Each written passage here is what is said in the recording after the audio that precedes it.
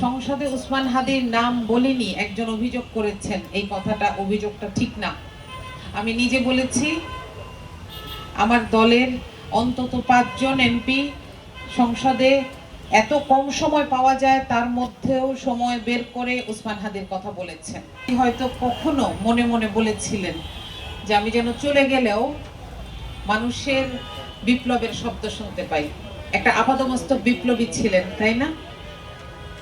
উসমান হাদির 2টা কথাকে আমরা অলরেডি বাস্তবায়ন হতে দেখেছি। 1 নাম্বার হচ্ছে বলেছিলেন যে কোনো একটা শুক্রবার আমাকে গুলি করা হবে, আমি আল্লাহর কাছে চলে যাব। আর আরেকটা যে কথা খুব দুঃখজনক, আমরা এর বাস্তবায়ন দেখতে চাই নাই, বলেছিলেন যে কোনো দল যদি সরকারে গিয়ে জুলাই সনদ বাস্তবায়ন না করে তখন আমরা কি করব। আসলেই আমাদের এখন করার জিনিস এত কম। আমি একজনকে একটু শুধরে দিতে চাই, সংসদে উসমান হাদির নাম বলিনি একজন অভিযোগ করেছেন, এই অভিযোগটা ঠিক না।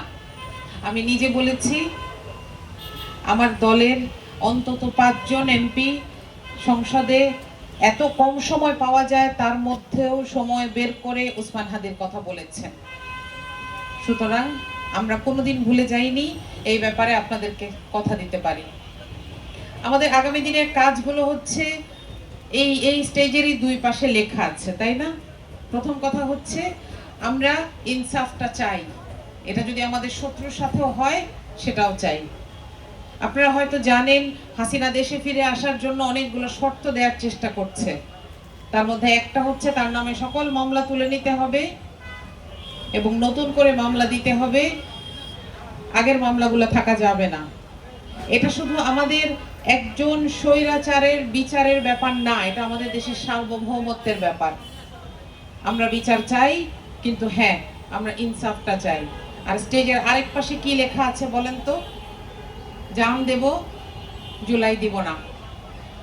জুলাই সনদকে বাস্তবায়নের জন্য আমাদেরকে যদি শেষ দিন পর্যন্ত শুনতে হয় যে এই যে দেশের এত সমস্যা, তাও আপনারা খালি জুলাই সনদ বলেন, আমাদেরকে বলছে তো মানুষ, তাই না? কিন্তু আমাদেরকে এটা বলতে হবে। আমি এখানে একটা কথা বলার মাধ্যমে শেষ করতে চাই, সেটা হচ্ছে জুলাই সনদ বাস্তবায়ন খুব সহজ কাজ না। এর বাস্তবায়ন শুরু হলে সরকারের মধ্যে, প্রশাসনের মধ্যে, বিচার ব্যবস্থার মধ্যে একটা বিরাট ম্যাসাকার লেগে যাবে।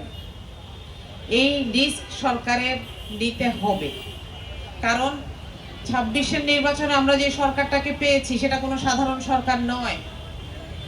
সেখানে সরকারে এমন মানুষ আছেন, সরকার এবং বিরোধী দলে এমন মানুষ আছেন, সংসদে যারা বসেন সেখানে এমন মানুষ আছেন যাদের পরিবারের মানুষ গুম হয়ে গেছে, আজও পাওয়া যায়নি।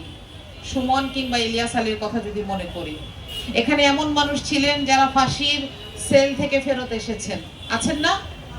সুতরাং এই সরকার না পারলে এর পরের সরকার আর পারবে না।